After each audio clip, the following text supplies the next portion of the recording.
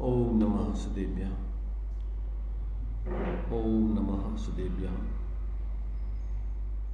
ओम नमः सुदेव्या।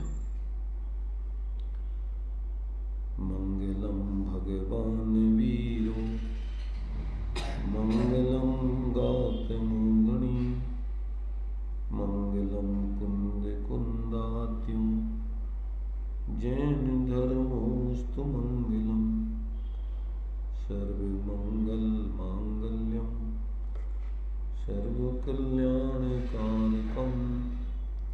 प्रधानम सर्वधर्माणां जैनं जयतु शासनं जैनं जयतु शासनं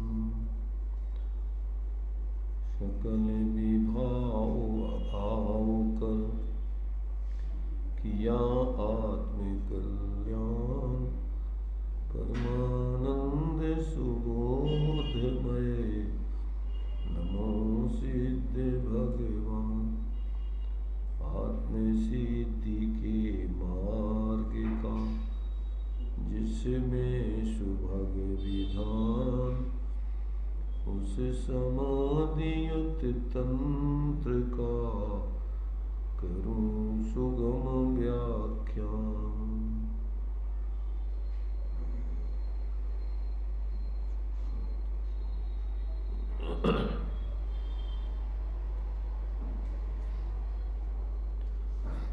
ये 40 नंबर का छंद चलेगा अपना। इसमें आचार्य देव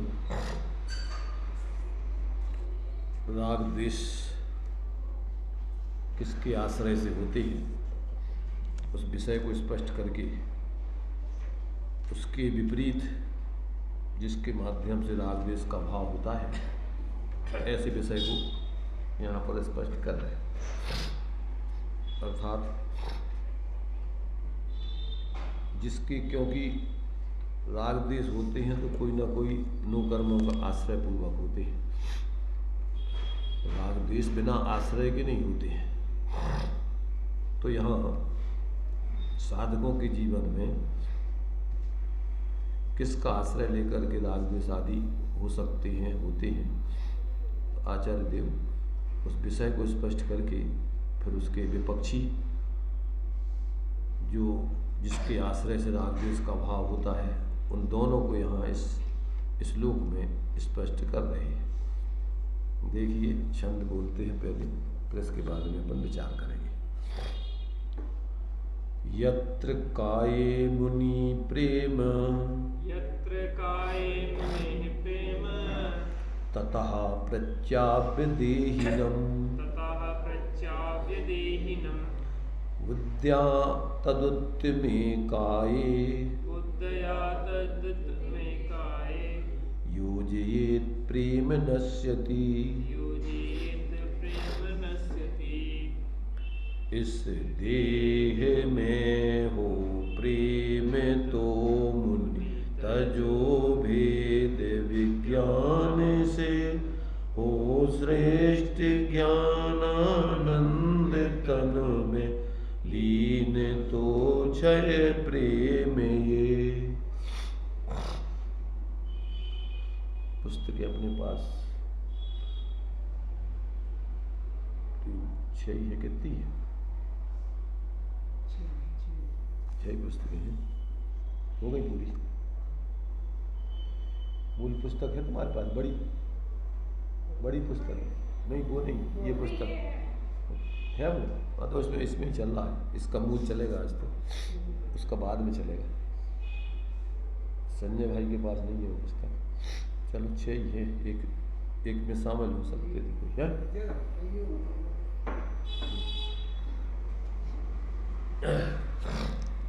देखिए यहाँ पर देखिए आचार्य देव इस जीव की वृंद बैठे दो इसे क्या है, जीव को यदि कोई व्यसन लग जाता है, खोटी आदत पड़ जाती है, उस खोटी आदत को, उस व्यसन को छोड़ना बहुत मुश्किल होता है। एक अपन यहाँ शारीरिक दृष्टि से व्यसनों की बात करते हैं, दूसरी तरफ ये आत्मिक व्यसन है कि जैसे यहाँ पर उस व्यसन का सेवन करने से शरीर को तो कोई लाभ नहीं है, हानि होती है, फिर भी जीव एक बार व्यसन या खोटी आदत लग जाए तो उसको छोड़ना उसको बहुत मुश्किल होता है। ऐसे ही जीव को अनादिकाल से जो कुटेव लगी हुई है, खोटी आदत, शरीर आदि में पंचेंद्रिय के विषय आदि में सुख बुद्धि करके शरीर में अपनापन आदि करने की आदत, मिलता तो कुछ नहीं है, सिर्फ तकलीफ के अलावा परेशानी के अलावा कुछ प्राप्त नहीं होता है। पर जैसे यहाँ पर कोई दारू पीने लग जाए, नशा और दूसरे गांजा भांग अफीम आदि खाने लग जाए, उससे परेशानी के अलावा कुछ नहीं, शरीर को कोई उससे लाभ नहीं होता है। ऐसे ही पर में एकत्व ममत्व आदि करने से इस आत्मा को कुछ भी नहीं मिलता है, परेशानी के अलावा आज तक कुछ नहीं मिला।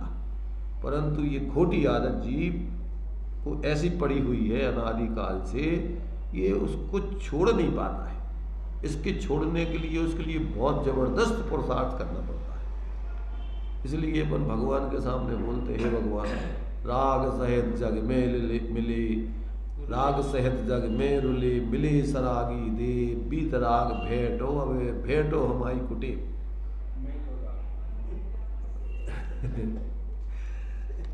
भेंटो राग हमारी कुटे, भेंटो राग कुटे।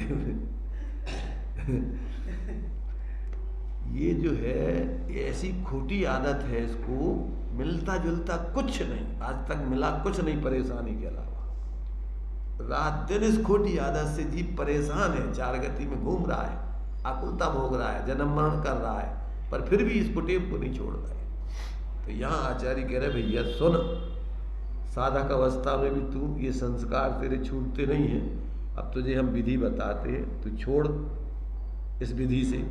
तो यहाँ कह रहे हैं यत्र काये अर्थात जिस शरीर में, मुने अर्थात मुनि का, यानी जो अंतरात्मा का जीव है, जो अभी साधना कर रहा है, उस अंतरात्मा का प्रेम स्नेह है, तथा उससे बुद्धिया भेद विज्ञान के आधार पर देहीनम अर्थात जिस देह से प्रेम, जिसको प्रेम है उस देहीनम मतलब उस आत्मा को प्रत्याप पृथक करके तदुत्तमे काये, उस उत्तम चिदानंद काय में अर्थात आत्म स्वरूप में योज ये अपने को लगावे।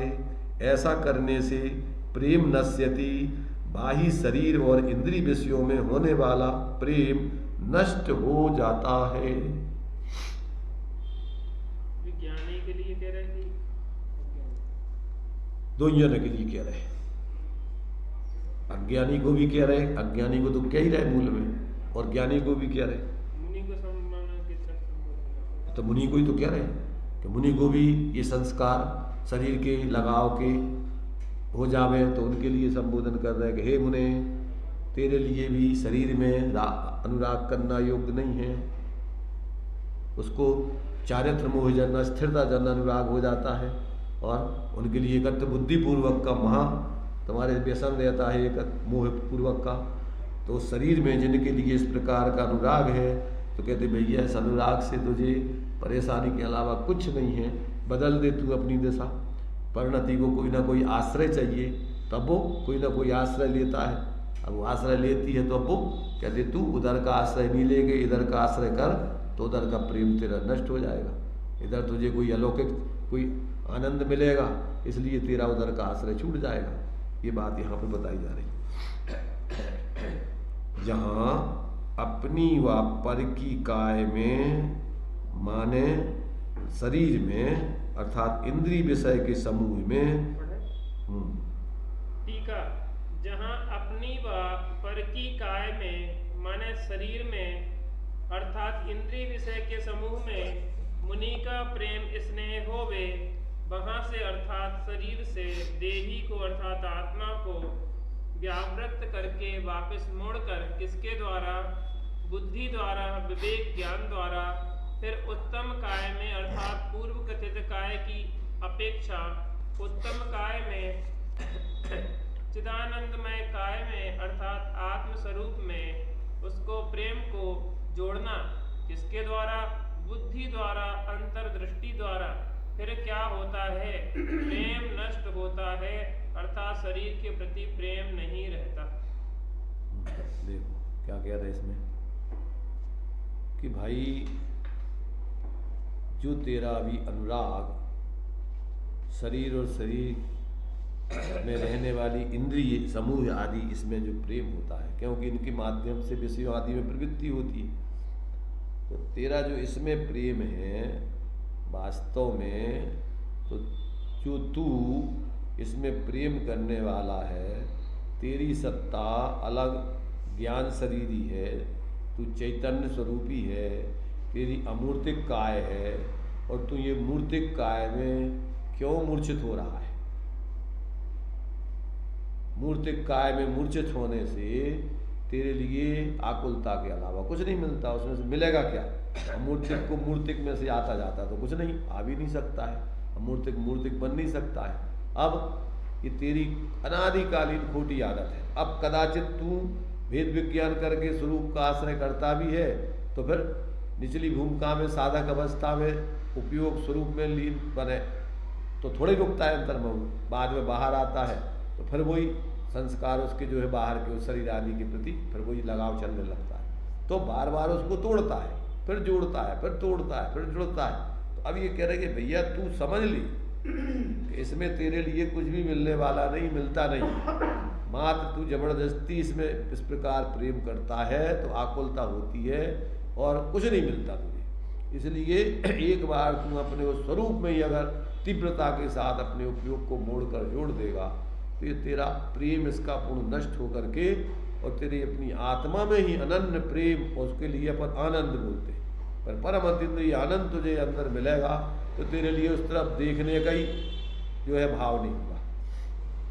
अपन लोग क्या है, लड़की की शादी करते हैं जब, और अगर उसकी शादी अच्छे घर में हो जाती है तो उसको मायके की याद नहीं आती, फिर बोलते भी हैं मायके की न तुझे कभी याद आए, ससुराल में इतना प्यार मिले, सब बोलते शादी की विदा करते समय, जा तुझको सुखी संसार मिले। तो अगर अपने लिए भाई सुख शांति चाहिए ना, प्रत्येक जीव सुखी होना चाहता है, कोई दुखी तो होना चाहता नहीं। अब उसके लिए जहां ऐसा शाश्वत स्थायी सुख मिल जाए तो फिर ऐसा कौन समझदार होगा कि क्षणिक सुखाभासों में तात्कालिक ऐसा लगता है जैसे अपन को दुख मिट गया, पर वो मिटता तो है नहीं। थोड़ा सा उस समय भूख लगी, भोजन डाल दिया तो थोड़ा सा लगता है जैसे अपनी क्षुधा शांत हो गई, शांत तो होती नहीं है। तृष्णा की खाई खूब भरी, वह रिक्त रही, वह रिक्त रही, युग युग से इच्छा सागर में प्रभु गोते खाता आया हूँ। मैंने अपन सोचते थे कि बुझ जाएगी इच्छा ज्वाला, क्या है वो उसका छंद, सोचा करता था भोगों से बुझ जाएगी इच्छा ज्वाला, और परिणाम निकलता है लेकिन मानो पावक में घी डाला। तो अभी तक अपन तो सोचते थे कि इसको हम भोजन कराने से, संयोग भोग इकट्ठे करते रहने से हमारी अशांति मिट जाएगी, पर वो तो और बढ़ती जाती है, और बढ़ती जाती है, और बढ़ती जाती है। और जैसे तेल घी को, अग्नि को बुझाने के लिए घी डालते जाओ, तेल डालते जाओ तो और भभकती है वो। तो ऐसे ही अपने इंद्रियों के विषयों की शरीर आदि की पूर्ति जितनी जितनी करते जाते हैं और इच्छाएं बढ़ती जाती, और इच्छाएं।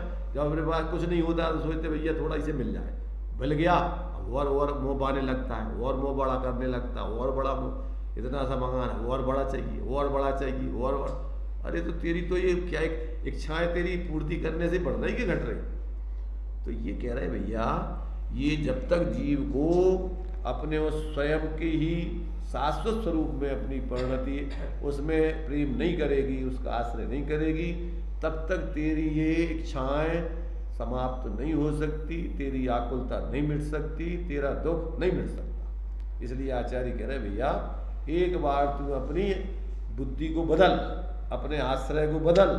जहाँ तेरा आश्रय बाहर की तरफ तू लेने का बार बार प्रयत्न करता है और वो तो आश्रय मिलते नहीं है, अस्थिर है। थोड़े समय लगता है कि जैसे मिल गया, फिर वहाँ से हटता है, फिर वहाँ से आकुलता होने लगती विशेष, वहाँ से हटता है। कोई भी विषय कितनी देर तक भोग सकता है? जिस विषय को सोचता है इसमें सुख मिलेगा, भोग चल, कितना भोग रहा है तू, खाने में तुझे सुख दिख रहा है, चल खा, कितना खाता है खा, एक के बाद दूसरे में कम हो जाता है और कम, फिर एक सीमा आती है बिल्कुल ऐसा, अब नहीं, अब और देखो तो उल्टी होने लग जाए और फिर और उल्टा होने लग जाए। तो ये तो तेरे लिए इन सारी चीज़ों में कोई माने एक प्रकार से शांति और संतुष्टि होने वाली तो है नहीं। ये तो तेरे लिए इसमें भ्रमणा है सब। तो ये भ्रमणा जब तक तू नहीं छोड़ेगा तब तक तेरे जीवन में स्थायी शांति आने वाली नहीं है, और शांति आने वाली नहीं है। ये जो शांति तुझे लगती है इंद्रिय सुख, सुख नहीं सुखाभास है, ये सब तेरे लिए भ्रम है इसमें। तो जब तक जीव को ऐसा निर्णय, पहली तत्व निर्णय हो कि भैया इनमें आज तक किसी को कोई शांति मिली नहीं है ही नहीं, तो मिलेगी कहाँ से?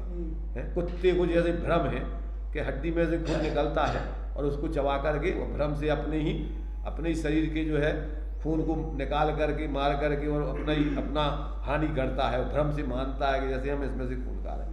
ऐसे ही कुछ समय उसमें आश्रय करके और संकलेशित होकर के और थोड़ी दूसरी इच्छाएं कम हो जाती हैं, उसमें एक चीज़ में उपयोग जोड़ता है, ऐसे लगता है जैसे कुछ शांति मिल रही, और थोड़ी देर बाद उसी में तीव्र आकुलता होने लगती। तो ये जो है यहाँ पर आचार्य कह रहे भैया तू अपना विषय बदल।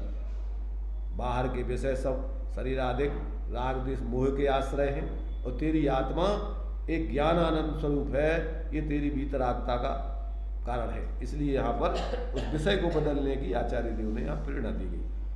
इसके पहले की गाथा में राग द्वेष के अभाव करने के लिए स्वरूप आश्रय करने की बात कही थी। अब जिसके आश्रय से वो राग द्वेष होते हैं उस आश्रय को छोड़ करके अपना स्वाश्रय लेने की बात कही जा रही। बस इतना अंतर है। भावार्थ अंतरात्मा की चारित मोह वश बाह्य शरीरादि तथा इंद्रियों के विषयों में राग हुए तो भेद विज्ञान द्वारा उपयोग को वहाँ से हटाकर शुद्धात्म स्वरूप में जोड़ना चाहिए। वैसा करने से शरीरादि के प्रति होने वाला प्रेम नाश को प्राप्त होता है, जिसका उपयोग चैतन्य के आनंद में लगता है, उसको जगत के सभी पदार्थ नीरस लगते हैं। शरीरादि बाह्य पदार्थों के प्रति होने वाला उत्साह उड़ जाता है और वह उस ओर से उदासीन रहता है। हाँ, यहाँ पर अपने लिए बात बताई जा रही है कि देखो भाई, जो साधना करने के मार्ग में आ गया है, अब उसको अभी अस्थिरता जन, अभी राग द्वेष पूर्ण अभाव तो हुआ नहीं, तो अभी अस्थिरता जन राग द्वेष होते हैं, और उसमें वो क्या करता है, अब भोग आदि शरीर आदि के प्रति उसका लगाव जाता है, तो उसका बाह्य शरीर आदि तथा इंद्रियों के विषयों में राग होवे तो वेद विज्ञान द्वारा उपयोग को वहाँ से हटाकर शुद्धात्म स्वरूप में जोड़ना चाहिए। अब वैसा करने से शरीर आदि के प्रति होने वाला प्रेम नाश को प्राप्त होता है। देखो, अपन लोग दो ही आश्रय है, या तो पाप का आश्रय है या पुण्य का आश्रय है, और ये दोनों क्षणिक है। यहाँ स्वाध्याय में भी अपन कितनी देर बैठेंगे, मंदिर में भी कितनी देर रहेंगे, पंचेंद्रियों के विषय भोगों में भी कितनी देर उपयोग लगा सकेंगे। कसाएं बदलती रहती हैं, तीव्र कसाय, मंद कसाय, तीव्र कसाय, मंद कसाय। कसाएं कभी एक सी नहीं रहती, स्वभाव तो एक जैसा रहता है, परंतु कसाएं एक जैसी नहीं रहती, बदलती रहती। तो अपन क्या करते हैं कि कसायों के विषय बदलते रहते हैं, पर ऐसा अपने लिए निष्कसाय होने वाला आज तक अपन ने उपाय नहीं अपनाया। हम ये पढ़ते कि जिन पुण्य पाप नहीं कीना, आत्म अनुभव चित दीना, तिन ही विधि आवत रोके, संबर लय सुख अवलोके। यहाँ से मोक्ष का मार्ग चालू होता है, और अपन ने कंधा बदल लिया, थोड़े पाप से हट के थोड़े पुण्य के कार्यों में आ गए, तो पाप में चले गए। अब क्यों कि जब तक आप निष्कषाय स्वभाव का आश्रय नहीं करोगे तब तक ये तो जीव का अनादिकाल से चल ही रहा है। अपन बोलते भी हैं दिन रात शुभ शुभ भावों से मेरा व्यापार चला करता, मानस वाणी और काया से आश्रव का द्वार खुला रहता। शुभ और अशुभ की ज्वाला से झुलसाए मेरा अंतस्थल, शीतल समकित किरणें फूटे संबर से जागे अंतरबल। फिर तप की शोधक वर्णि जले कर्मों की कड़ियाँ टूट पड़े, सर्वांगीण जात प्रदेशों से अमृत के झरने फूट पड़े। हम छोड़ चले यह लोक तभी लोक कांत विराजे क्षण में जा। देखो तीन चीजें बता रहे। क्या कहा? हम छोड़ चले यह लोक सभी लोकांत विराजे क्षण में जा, निज लोक हमारा बासा हो सुकांत बने हमको फिर क्या। दो व्यवहार बताए पहले तो इधर का चतुर्गति वाला लोकांत यह लोक छोड़ देवे, और व्यवहार से लोकांत माने ऊपर सिद्ध दशा के उधर लोक के अंत में जाके विराजमान हो गए, पर वहाँ पर भी लोक में विराजमान नहीं हो गए। निज लोक हमारा बासा हो सुकांत बने हमको फिर क्या। वहाँ पर भी उस लोक में हमारा ऊपर लोकांत में बासा नहीं है, कहाँ रहेंगे हम अपने। निज लोक हमारा अमूर्तिक प्रदेशों में हमारा, चैतन्य प्रदेशों में हमारा वास हो शोकांत बने हमको फिर क्या। फिर हमें शोक माने दुखमय होने का फिर क्या काम रहेगा। शोकांत माने सब दुख का भाव अंत हो गया। अब वहाँ पे दुख आवे का सवाल ही नहीं है कोई। तो ये जो है अपन को जब तक व्यक्ति स्वाश्रय को शुभाशुभ भावों को छोड़कर पराश्रय की दोनों भावों को काय वांग मनः कर्म योगा सा आश्रवा शुभा पुण्यस अशुभा पापस, जब तक ये आश्रव भाव से पृथक स्वरूप का आश्रय करके निराश्रव संवर और स्वरूप की विशेष लीनता निर्जरा और स्वरूप में लीन विशेष मोक्ष ये साधना नहीं करता, तब तक जीवन में शांति की गंध आती नहीं है। कंधा बदल के भ्रम होता है कि जैसे कुछ शांति, कुछ अपना वजन घट गया, तकलीफ कम हो गई, होता है ऐसा कि नहीं होता है। थक गए अपन, जैसे वजन लिए हैं थक गए तो अपन कहते भैया थोड़ा देखते ना विमान जी जो अपन रखे हैं तो फिर क्या करते हैं, एक वो रेड़ वो रखे रहते हैं उस पर फिर इस कंधे बदल देते हैं। कितना वजन कम हुआ,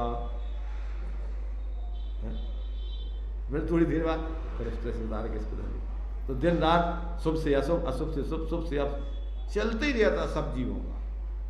क्रूर से क्रूर प्राणी भी सदाकाल एक जैसी कसाय नहीं कर सकता है, कसाय बदलती रहती है, मंद तीव्र मंद तीव्र मंद तीव्र मंद होते ही रहती है, तो उसका स्वरूप ही है। नरक का जो नारकी है उसकी है उसमें शुभ भाव होगा। हम बता रहे कसाय कभी एक सी रहती ही नहीं है। उसको कौन सा शुभ भाव कहेंगे कि मंद कसाय कहेंगे? मंद कसाय होती है, उसको शुभ भाव और अशुभ भाव ये अपन ने खाका बनाया है। कसाय मंद तीव्र अपनी जहाँ है उसमें अपने हिसाब से मंद तीव्र होती रहती। तो शुभ भाव किसे कहेंगे और मंद कसाय किसी को नहीं कहेंगे। परमार्थ से सब अपने लिए शुभ को पुण्य को पाप को तो पाप सारी दुनिया कहती है, परंतु पुण्य को भी पाप कहने वाले कोई विरले होते हैं। व्यवहार की बात, का व्यवहार की बात कहना, व्यवहार से शुभ में और मंद कसाय में क्या शुभ में और मंद कसाय में क्या अंतर है? एक क्वालिटी है। तीन कसायों को अशुभ में डाल दिया खाता और 3 कसायों को शुभ में डाल दिया स्थूल रूप में।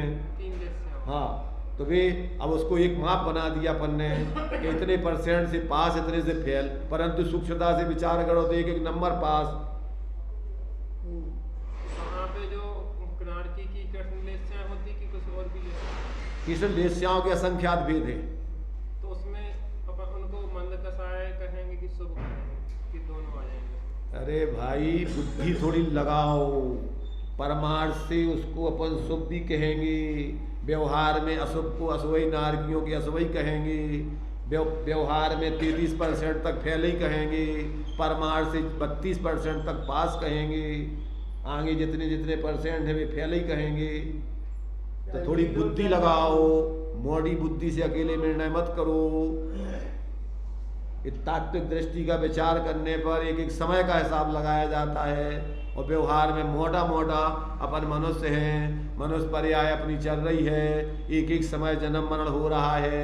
इकट्ठो जब पूरी पर्याय छूट जैसे मर गए कहते हैं, पर सूक्ष्मता से कब है तुम्हारा मरण जन्म हो रहा हो, प्रति समय जन्म मरण हो रहा है। के भी असंख्यात भेद, सबके भेद हैं, उनमें सब में तारतम्यता पाई जाती है। एक जैसी कसाय कभी नहीं रहती है, अंदर अंदर बदलती रहती है, परिवर्तन एक एक समय में होता रहता है।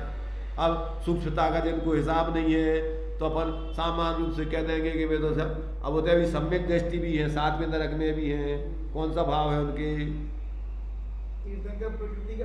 तो तीसरे नरक तक बनता है। परंतु हम तो ये कह रहे हैं सातवें नरक में असंख्यातों, क्या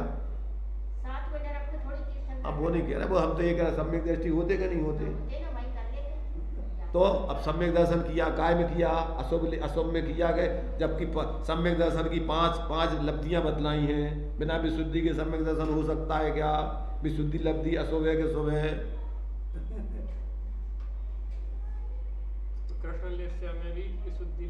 अरे उतने की भूमिका अलग है विशुद्धि की, इतने जैसी विशुद्धि नहीं होगी वहाँ, उतने लड़ते झगड़ते वाली लड़ाई में विशुद्धि होगी, और वही कसाय का भाव करके अनंत आनंदी मिथ्यात्व का सम्यक प्राप्त करेंगे, और थोड़े समय नहीं 33 सागर तक सम्यक दृष्टि बना रहेगा वो।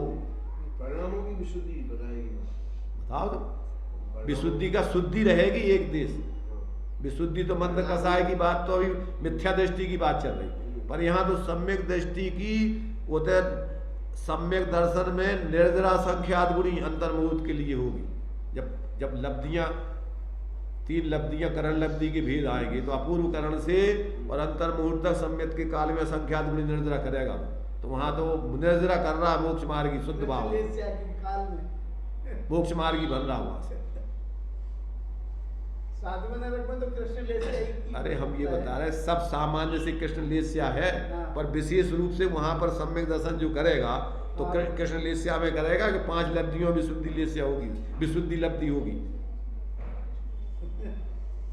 अभी आपने कहा कि सूक्ष्मता से विचार करेंगे, प्रति समय जन्म मरण हो रहा है कि जन्म भी हो रहा है? बताओ तुम, आयु के निषेध कर रहे मरण हो रहा है कि जन्म, और प्रति समय जो है आयु का निषेध एक एक जा रहा है, मरण हो रहा है, और प्रति समय तुम्हारे लिए नए नए आयु उदय में आ रही है, तो जन्म हो रहा है।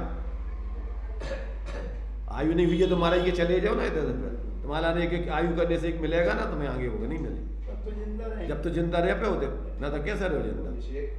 एक निषेध खिरेगा, एक उदय में आएगा, वर्तमान में उदय में रहेगा, एक निषेध खिरेगा, उदय में आएगा, फिर खिरेगा, तो एक जन्म मिल रहा है, एक समय का मरण हो रहा है। जा रहे हैं बस, अरे जा रहे हैं, पर ये तो होगा तुम्हारा इकट्ठो लगा लो हिसाब, परंतु जब प्रति समय एक निषेध तुम्हें मिलो आयु को, एक निषेध मिलो, एक निषेध गाओ, एक निषेध मिलो, एक निषेध गाओ, तो एक निषेध तुम्हें जन्म के लाने मिलो कि उसका मतलब जन्म। अभी बचे हैं उनमें से तुम्हारा वो तो है अभी तुम्हारी प्रॉपर्टी, एक समय तुम्हारे लिए वर्तमान का मिला, वो जिंदा हो तो मुख्य कारण, फिर वो गया, एक दूसरा आया, फिर गया, फिर दूसरा आया, तो उत्पाद व्यय ध्रुव युक्तम सत बेनिषेध ध्रुव है, एक जा रहा है, एक आ रहा है, और वो पूरे तुम्हारे जमा है खाते में, उसके हिसाब से, हाँ उसके हिसाब से जमा, उसके हिसाब से जीवन चल रहा है तुम्हारा। जब तक तुम्हारा अंतिम निषेध रहेगा तब तक तुम्हारा आयु रहेगा, और जैसे ही अंतिम निषेध भी खिरेगा उस समय दूसरे निषेध, अब आगे विग्रह गति में चले जाओगे, वहां की आयु तुम्हारी चालू हो गई, यहीं से विग्रह गति में ही आगे की आयु लग गई, और वहां का एक एक निषेध एक एक समय से 3 समय यहाँ की खड़े गए तुम्हारे उस आयु की, आगे की आयु की 3, हाँ चालू हो गया, तो बिना जन्म मरण के तुम्हारा एक समय भी नहीं रहेगा संसार। तो जब अपन सूक्ष्मता से विचार करो तो ये अपन को सारा का सारा समझ में आता है कि अपन कर रहे 24 घंटे, और जब तक अपन स्थूल रूप में तो अपन मोटे मोटे रूप में दौड़े फिर रहे बाहर के अजीबों के प्रति, शरीरों के प्रति, जड़ पदार्थों के प्रति मूर्छित और वह दौड़े अपन सोच रहे कि बहुत बड़ा काम कर रहे हैं। क्या काम कर रहे हैं तुम्हें उसी नहीं है, तुम्हारा क्या है होते भाई, तुम्हारा पर पदार्थों में तो एक परमाणु की व्यवस्था नहीं है ना, ये सब पर का परिणमन हो रहा हो, जड़ चेतन की उनकी परिणति अपने में, कर्मों का परिणमन अपने में हो रहा हो, नो कर्मों का परिणमन अपने में हो रहा हो, तुम्हारा परिणमन अपने में हो रहा हो। तुम्हारा परिणमन तो अगर आत्मबोध नहीं है तो मिथ्यात्व और अज्ञान और कसाय रूप परिणमन चल रहा हो निरंतर।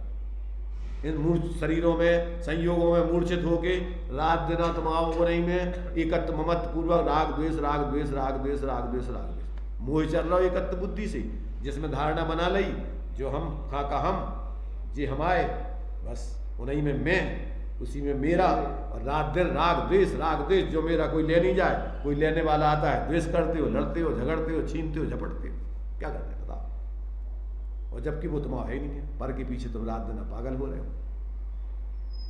क्या कर रहे हो बताओ, तुम कर क्या रहे, अपने तुम्हारा का काम कर रहे हो तुम, ऐसी होश है एक एक समय के अपने परिणाम कहाँ चल रहे, पर में जुड़े अपन को तो अपन भूले ही। एक समय को भी तुम्हें अपना स्वरूप अगर बोध हो जाए, क्षण भर निज रस को पी चेतन मिथ्या मन हो, और वो जब तक तत्व ज्ञान नहीं हो, अंतर्मुक्ता नहीं हो, जब तक स्वरूप का बोध ही नहीं होना। 5 लब्धियों में तुम्हारे लाने पहले 6 उपसाम, विशुद्धि, देशना, प्रायोग, करण, जब अंतर्मुक्ता से तुम विशेष लीनता करोगे तो मिथ्यात्व का उपसम 6 उपसम आदि होकर के तुम्हें अंदर आत्मा का बोध होगा, अपनी परिणति अपने द्रव्य स्वरूप में अभेद होकर के निर्विकल्प होकर आत्मा की अनुभूति होगी। अब वो नहीं है जब तक, तब तक तो अंधी दौड़ है, दौड़ते रहो। तो अब ये कह रहे आचार्य कि भैया तू जहां अपना प्रेम कर रहा है उसको बदल, तू इस जड़ काय में प्रेम कर रहा है, तू अमूर्तिक अपनी सत्ता चेतन की उसमें प्रेम कर, तो तेरा वो बाहर का प्रेम नष्ट होकर के अंदर का आत्मिक प्रेम तेरा, जिसको अपन धर्म कहेंगे, वो प्रारंभ हो। अब वो जब तक नहीं है तब तक दौड़े रहो, वो हो नहीं है। अब कौन किसकी सुनने वाला है, और जिसको अभी खुद ही का विचार नहीं है तो वो काय को सुनने को तो रुकेगा। तुम्हारी बात ये तो बताओ, हर व्यक्ति चतुर है आज, मिथ्यात्व अवस्था में अपने को 1.5 अकल और सबको 1 अकल मानता है। हर व्यक्ति क्या मानता है, प्रत्येक मिथ्या दृष्टि अपनी 1.5 अकल, बाकी सबकी 1 अकल। बताओ एक आदमी मिथ्या दृष्टि ये मानता हो कि हमसे ज्यादा कोई जानता है, वो अरे जाति फाति कहाँ लग रही कोई भी। हर व्यक्ति अपने आप को श्रेष्ठ, बाकी सब लोगों को बुरा, इसलिए अकड़ा फिरता है और अपने बिल्कुल ऐसा लगता है जैसे बिल्कुल उसको कोई शल्य नहीं है, निशल्य घूम रहा है बिल्कुल, मिथ्या दृष्टि। समझदार तो तकलीफ में होती है, क्या समझदार तो जो है तकलीफ में है, और मूर्ख सुखिया सब संसार है, खावे और सोवे, और दुखिया दास कबीर है, जागे और रोवे। भाई जो जागृत हो गया उसको तो रोना ही आएगा ना कि क्या हो रहा है, और जो सो रहा हो नींद में वो काय को रोने वो, और तो मस्त है अपने खाकर खीर काट खा करके सो रहा हो, बस मस्त है। इसलिए भाई थोड़ा जागने का काम है, समय रहते जाग जाओ। अगर आपने क्या है आयु का अंत होने के पहले पहले अपना दीपक जला लिया, रात्रि होने के पहले पहले दीपक जला लिया तो काम उजीले में कर सकते हो, और अगर रात्रि होने के पहले दीपक नहीं जलाया तो अंधेरे में मरना है। एक धुंध से एक धुंध में आना और एक धुंध में जाना, बस जीवन का इतना ही फसाना। क्या है, एक अंधेरे से आए, एक अंधेरे में चले गए, एक अंधेरे में जीते रहे, और अज्ञानता में आए, जन्म लिया, अज्ञानता में जिए और अज्ञानता में मर गए, दूसरी जगह चले गए। क्या इतने अंधेरे में हाथ पांव मारते रहे कछु देर तक के लाने, कछु दिखा नहीं रहे वो क्या कर रहे हैं, कहते हाथ मार रहे, कहाँ हाथ पांव चला रहे, दिखा रहा कछु, कहते हाथ पांव चल रहे अपने। अरे पर तो हम ज्ञानी कह रहे, तुम्हें पता है कि पर में, अगर तुम्हें पता हो जाएगा जी पर है तो क्या वो हाथ पांव मारो होते। इसलिए भाई कि अंतरात्मा की चारित्र मोह बस बाह्य शरीर आदि तथा इंद्रियों के विषयों में राग हो गए, तो भेद विज्ञान द्वारा उपयोग को वहाँ से हटाकर शुद्धात्म स्वरूप में जोड़ना चाहिए। वैसा करने से शरीर आदि के प्रति होने वाला प्रेम नाश को प्राप्त होता है। जिसका उपयोग चैतन्य के आनंद में लगता है उसको जगत के सभी पदार्थ नीरस लगते हैं। शरीर आदि बाह्य पदार्थों के प्रति होने वाला उत्साह उड़ जाता है। जब ने जातम अनुभव आवे तब और कछु न सुहावे, रस नीरस हो जात तत्क्षण अक्ष विषय नहीं भावे, गोष्ठी कथा को तुगल बिगटे पुद्गल प्रीत न सावे। अज्ञानता में तो हाथ पांव अंधे में माने अंधेरे में चल रहा है सब, चाहे वे धर्म के नाम पे अंधेरे में दौड़ लगा रहे हो और चाहे संसार के कामों के नाम पे लगा रहे हो। जब तक आत्मबोध नहीं हुआ, तत्व ज्ञान नहीं हुआ, तब तक अंधेरे में ही दौड़ लग रही है सब जगह, भागे फिर रहे सब, आपस में लड़ झगड़ रहा है। धर्म के क्षेत्र में देखो तो वही मचा हुआ है युद्ध, मचा हुआ है क्या कोहराम, सब अपनी अपनी अपनी अपनी ढपली, अपना अपना राग आलाप रहे। विशेष स्पष्टीकरण। हाँ, तो ये शरीर आदि बाह्य पदार्थों के प्रति होने वाला उत्साह बढ़ जाता है और वह उस ओर से उदासीन रहता है। अब उसी बात को विशेष खुलासा करते हैं, क्या चैतन्य स्वरूप में उपयोग को जोड़ना ही। तुम्हें झुकने में तकलीफ हो रही हो तो फिर हाँ, चलो सुनो, इसको सुनो आराम से। चैतन्य स्वरूप में उपयोग को जोड़ना ही राग द्वेष के क्षय का उपाय है। इसके अतिरिक्त बाह्य पदार्थों के प्रति झुकाव रखकर राग द्वेष का क्षय करना चाहे तो वे कभी क्षय नहीं हो सकते। पहले तो देहादिक से भिन्न और परमार्थ से रागादिक से भी भिन्न ऐसे चिदानंद स्वरूप का भान किया हो, उसको ही उसमें उपयोग की लीनता होती है। परंतु जो जीव देहादिक की क्रिया को अपनी मानता हो अथवा राग से लाभ मानता हो, उसका उपयोग उस देह से और राग से हटाकर वापस हटकर चैतन्य में कैसे झुकेगा। पहले तो ये शर्त है कि जब तुमने जहाँ अपना माना है, जिसमें लाभ माना है, वहाँ से आपको हटाएगा कौन? जब तक आपको स्वयं ये निर्णय नहीं हो कि ये अपन नहीं है और इसमें अपन को कोई लाभ नहीं है, तब तक आपको वहाँ से हटाने में समर्थ कौन है ये बताओ। तो पहले तो तुम्हें ये निर्णय होने चाहिए कि देहादिक मैं नहीं हूँ, संयोग में नहीं हूँ और बाहर के विषयों में मेरी आत्मा के लिए कोई लाभ नहीं है, बाहर की प्रवृत्ति में कसायों में हमारी आत्मा को कोई लाभ नहीं है। ये निर्णय हो तो आप पर से अपने में आओ और शुभाशुभ विकल्पों से हटकर अपने स्वरूप में उपयोग एकाग्र करो। अब तुम्हें जब ऐसी पहली उल्टी मान्यता पड़ी हुई है कि तुम्हें बाहर की प्रवृत्ति में सुख लाभ दिख रहा है, कुछ भी कोई भी प्रवृत्ति हो, चाहे मंद कसाय की चाहे तीव्र कसाय की, यहाँ पर भी अपन अभी मंद कसाय यहाँ महत्वपूर्ण नहीं है, यहाँ तत्व निर्णय महत्वपूर्ण है। यहाँ अपन आए हैं स्वाध्याय कर रहे हैं, तो स्वाध्याय ये अपन व्यवहार से हित का कारण कह रहे हैं, परमार्थ से हित का कारण तो अपन निष्कसाय आत्मा के स्वरूप में एकाग्र होंगे वही है। पर चूंकि यहाँ अपन को उसकी प्रेरणा मिल रही है, इसलिए अपन इसको व्यवहार से क्या कह रहे हैं, हित का कारण कह रहे हैं। और अगर अपन वहाँ जाने की प्रेरणा यहाँ से नहीं लेवे और इसी में अपन ने धर्म बुद्धि मान ली और आकर के यहीं करके वो संतुष्ट होकर चले गए, तो जो ही तुम्हें मिथ्यात्व का आश्रव तत्व की भूल हो गई तुम्हारी। भाई जो ही तुमने आश्रव में धर्म बुद्धि कर ली ना, तो तुम्हारा तत्वों की भूल हो गई ना। शुभाशुभ भाव आश्रव भाव है और आश्रव दुखकार घनेरे।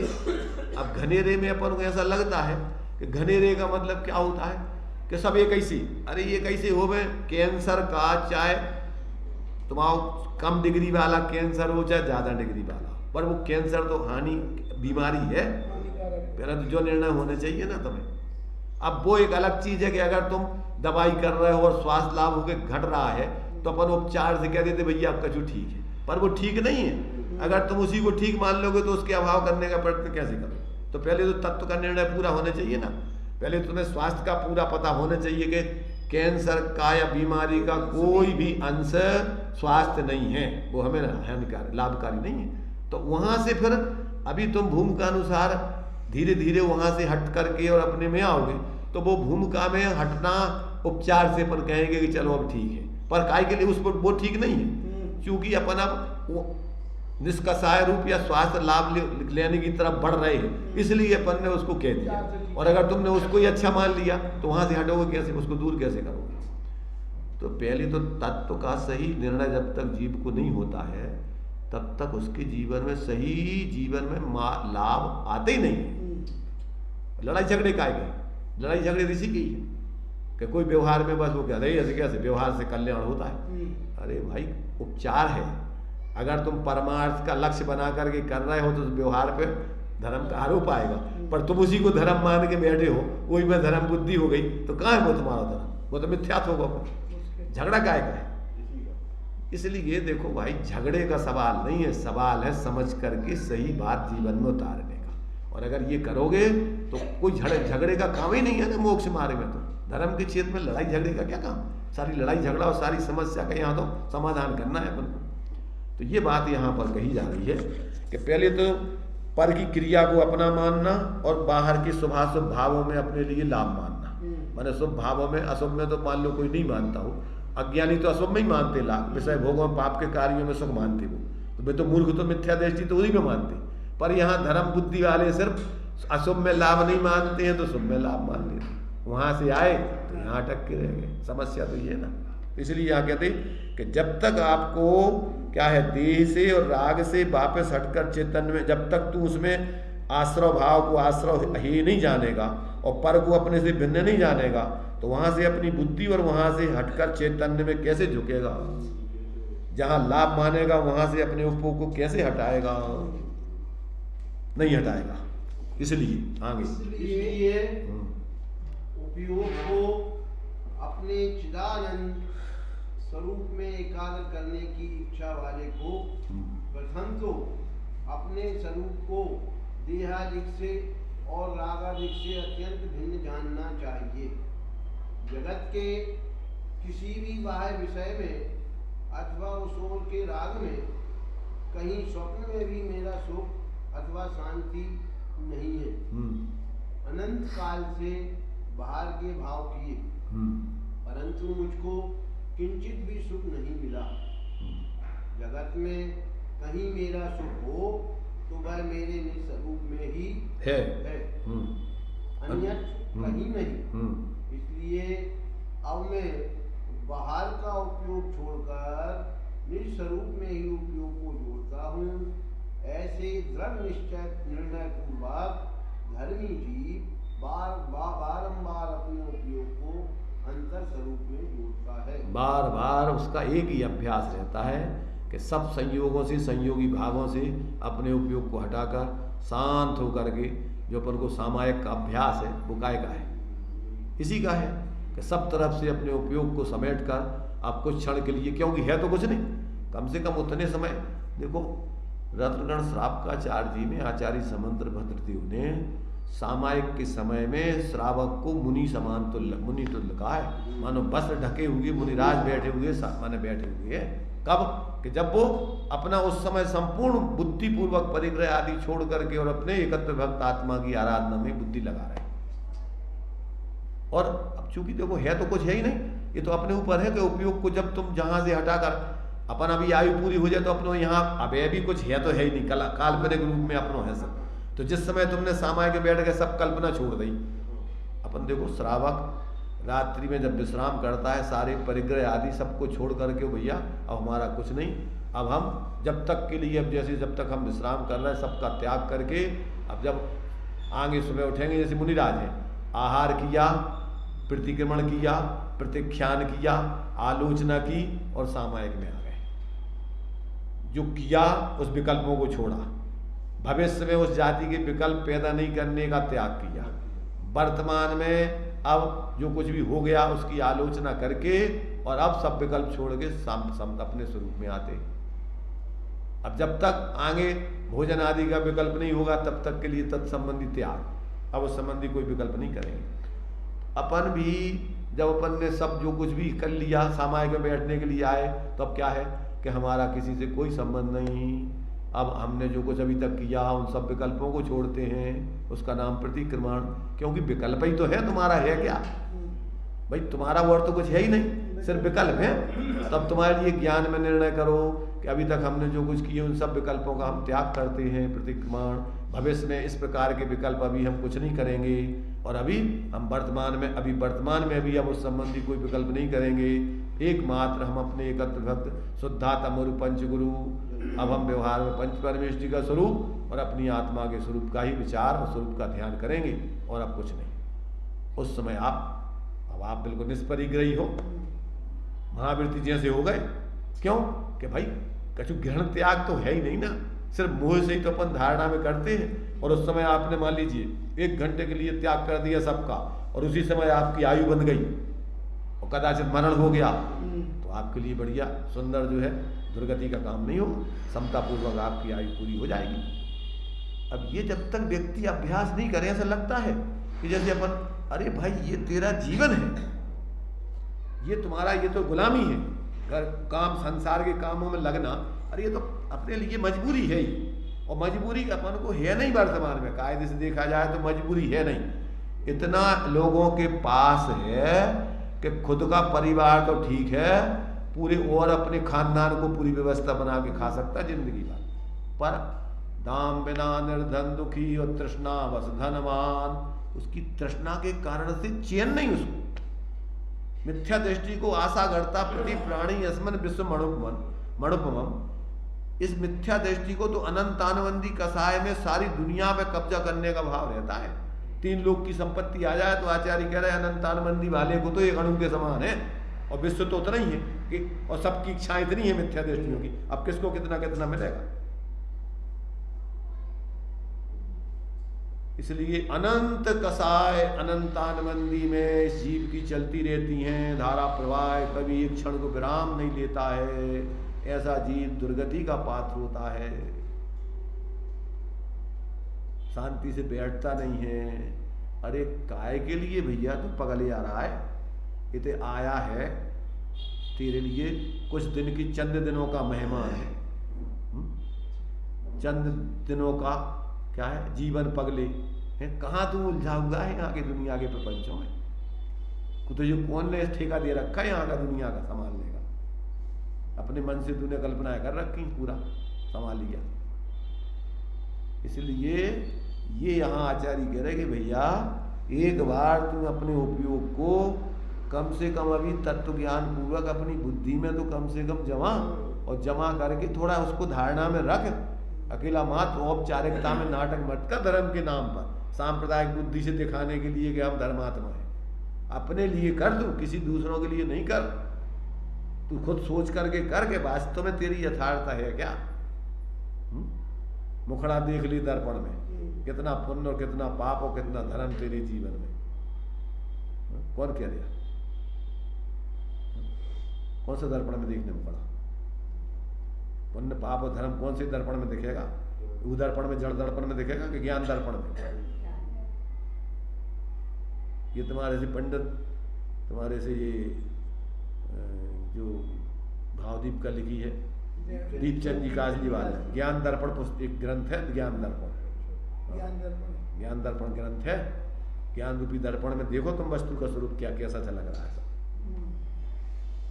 ये नहीं देखोगे तो कितना क्या है तुम। और ये जानवर उतने आकुलित नहीं है। जानवर तो हमने देखा, उधर अपन ने देखे ना कुत्ते कुत्ती, रोटी डली हुई है, ढेर लगा हुआ है, पेट भरे हुए है, खाती नहीं, बैठे आराम से बैठे सुस्ता रहे। इसको तो चैन नहीं है ना सुस्ताने की। कितने होते, कितने शांति से कुत्ते बैठे रहते, वहां क्यों इतना लोग इतना ले जाके खिलाते हैं कि सब डले रहते, ढेर लगा रहता है उनको। जब खाना पानी तालाब भरा है और रोटियों के ढेर लगे हुए हैं, उनका इतना पुण्य का बता है, चैन से बैठे और बढ़िया ठंडी ठंडी हवा ले रहा है, वहां बैठे आराम से, कोई चिंता नहीं हो। इतनी निश्चिंता तो इस प्राणी को नहीं है यहाँ मनुष्यों को। क्योंकि इसके सामने तो बहुत बड़ी समस्या है ना, बहुत अभी तो बहुत जीतना है इसको, लंबा चौड़ा मैदान। चलो थोड़ा सा और पढ़ो, क्या रह गया। तो जगत के किसी भी बाह्य विषय में अथवा उस ओर के राग में, कहीं स्वप्न में भी मेरा सुख अथवा शांति नहीं है। अनंत काल से बाहर के भाव किए, परंतु मुझको किंचित भी सुख नहीं मिला। जगत में कहीं मेरा सुख हो तो वह मेरे निःशुद्धात्मा में ही है, अन्यत्र कहीं नहीं। इसलिए अब मैं बाहर का उपयोग छोड़कर निस्वरूप में ही उपयोग को जोड़ता हूँ। ऐसे दृढ़ निर्णय पूर्वक धर्मी जीव बारंबार अपने उपयोग को अंतर स्वरूप में जोड़ता है। ये जो अपने लिए बार बार उसको सामायिक आदि काल में मंदिर में आएगा, स्वाध्याय के टाइम पे इसका चिंतन मनन करके और बीच बीच में बार बार अपन सब विकल्पों से हट करके अपने क्या है निरावलंबी, स्वावलंबी और निरावलंबी, पर की अपेक्षा निरावलंबी और स्व की अपेक्षा स्वावलंबी। आत्मा में एक 47 नयों में एक शून्य न है, एक अशून्य न है, परस्पर विरोधी धर्म है आत्मा में। आत्मा में अस्थि नास्ति है, एक शून्य नय और एक अशून्य नय है। तो शून्य और अशून्य नय क्या बताता है? हमारी आत्मा पर सभी परद्रव्यों से, परभावों से शून्य स्वभाव वाली है, उससे रहित है, शून्य है, और अपने से अपने गुण धर्मों से भरी हुई है, अशून्य है। ऐसा प्रत्येक द्रव्य का स्वभाव है, अपने गुण धर्मों में रहना और पर द्रव्य गुण पर्याय आदि से रहित बने रहना, ये उसका स्वभाव है सभी जीवों का। शून्य शून्यपना ये प्रत्येक द्रव्य का स्वभाव है, आत्मा ही का नहीं है। अस्थि नास्ति शून्य शून्य शब्दों में अपन उसके एक शब्द को अनेक अनेक दृष्टिकोणों से समझाते हैं। तो ये अनंत धर्म है परस्पर ऐसे। अस्थि नास्ति, सत असत, तत अतत, एक अनेक, भेद अभेद, ये सब क्या है? परस्पर विरुद्ध धर्म है, वस्तु में विद्यमान है स्वयं में, उसी में है। तत्स्वभाव अपने रूप बने रहना, पर रूप नहीं होना, ये दोनों धर्म प्रत्येक वस्तु में है। कभी पर स्वरूप कोई वस्तु हो ही नहीं सकती, उसमें धर्म है ऐसा। अगर नहीं होवे तो पूरी वस्तु एक दूसरे में मिल जावे। करना धरना कुछ नहीं है, समझ करके सिर्फ अपन को सहज रहना है, बस इतना काम है। अपन समझते नहीं है, पागलपन में दौड़े रहते हैं, कचू करें कचू करें कचू करें कचू करें। का करना चाह रहे हैं तुम, ज्यादा बताओ का करवे को, तुम्हें बाकी काम तो बताओ, तुम्हें का है काम है? कौन सा काम है अपने नामे बताओ? कौन गिलाने का काम है बाकी करवे गिलाने? पागलपन के अलावा इस जीव को मिथ्या दशा में कुछ नहीं है, विक्षिप्तता में। बहुत सिर पे बोझा है उसके, अरे तुम्हें टाइम है, हमारे पास टाइम ही नहीं है, हमारे को टाइम नहीं है हमारे पास। कहाँ कर वो जा रहा हूँ, कौन सा काम है तेरी, ये तो बता भैया, रुक तो तू कहाँ जा रहा हूँ? अरे हमारे पास टाइम नहीं है, तुम्हें कहा तुम तो फालतू थोड़ी है। अच्छा है भैया, तो जा कर दूंगा बोलो काम, कौन सा काम है? तुझे कुछ काम ही नहीं है, निष्काम स्वरूप है तू। बोला था हूँ स्वतंत्र निश्चल निष्काम और जल्दी काम है। अरे मूर्ख, अबे बोल रहा तो हूँ स्वतंत्र निश्चल निष्काम, और तू कह रहा हमें काम करने है। परस्पर विरोधी तेरी बात है। मेरी माता बांझ क्या है पागलपन तेरा? थोड़ा सोचता नहीं है, टाइम ही नहीं है उसके पास। हम्माल है बेचारा, बेहम्माल तो फिर भी ठीक है, कम से कम मजदूरी कर कर आके आराम से बैठ के सो जाते, उसी पे उसी ठेला पे सो लेते बोलते। पर इस हम्माल के पास तो वो भी टाइम नहीं है, रात में नींद नहीं आती इसको, बड़ा भाग लगाता रहता है। नौकर तो चले गए, तो सो गए, छोड़ गए माल, चाबी दे गए मालिक को, और जी मालिक का हिसाब किताब लगा रहा है, कौन से नौकर का कितना अपन ने कितना वेतन देते हैं, कितना है, उससे क्या मिलता है, अब अपन को कौन सा बदलना है, इसको चैन नहीं है। विचित्र जीव है सर। देखो अंतिम पैराग्राफ, चैतन्य स्वभाव,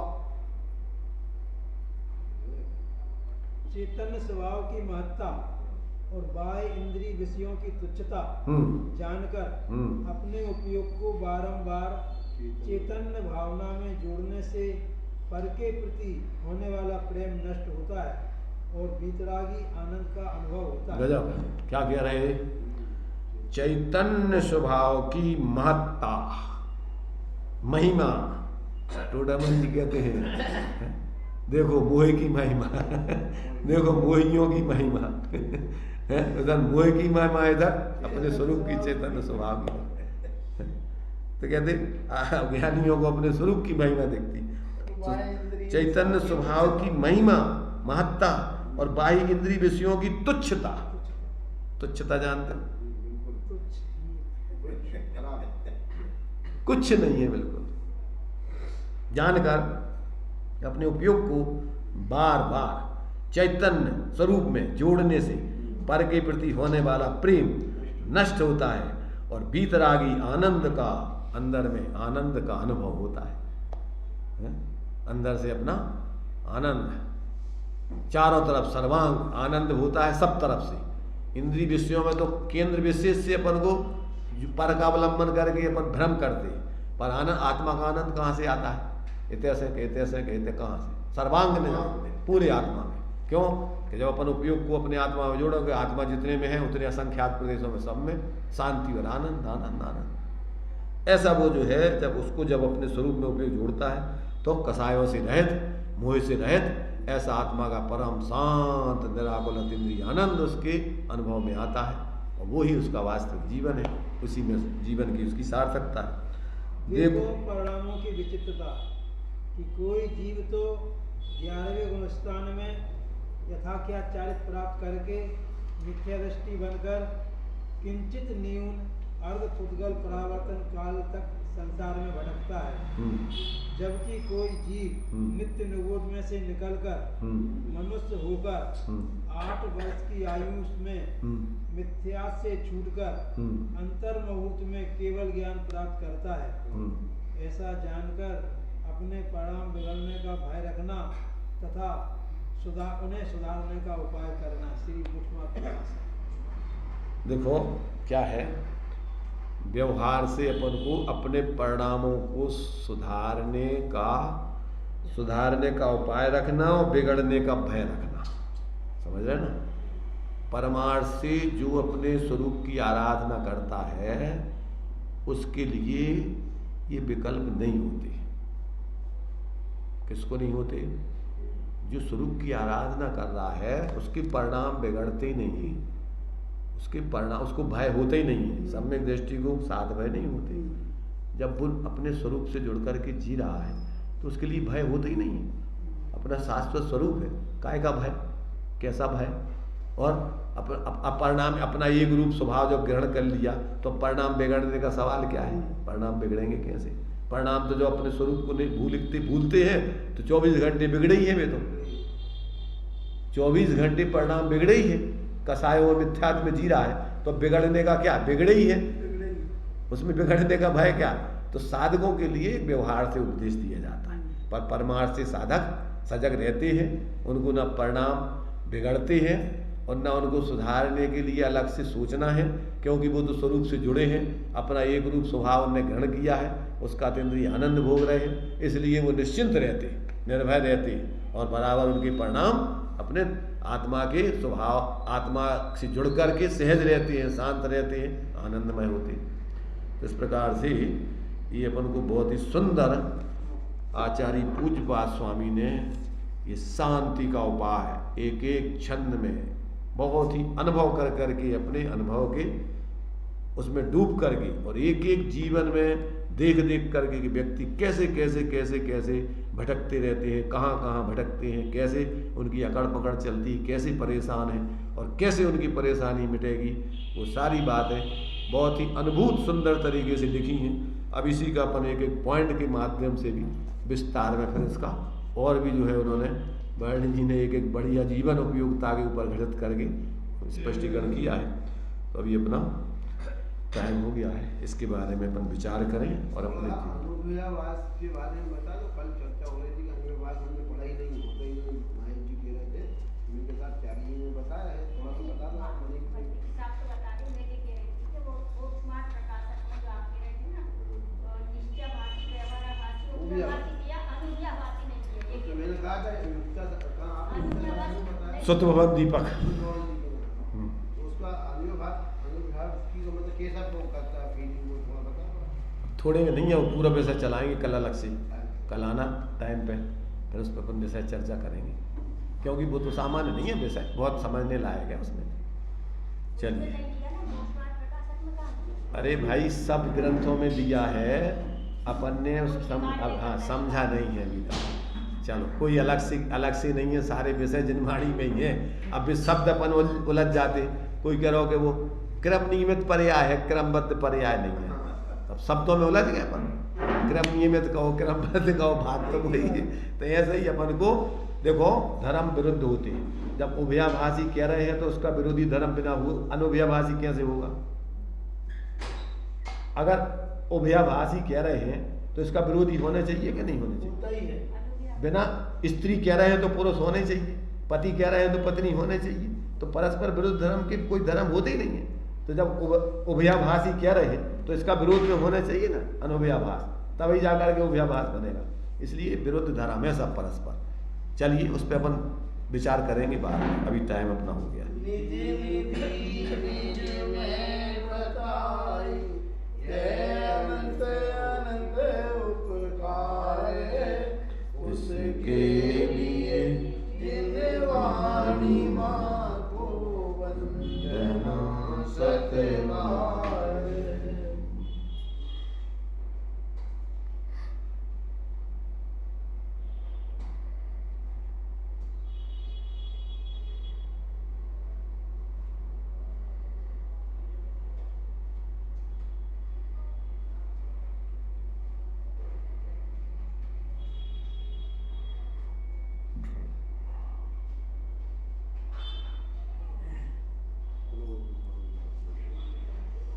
द्वादशांगिन वाणी माता पंच परमेष्टि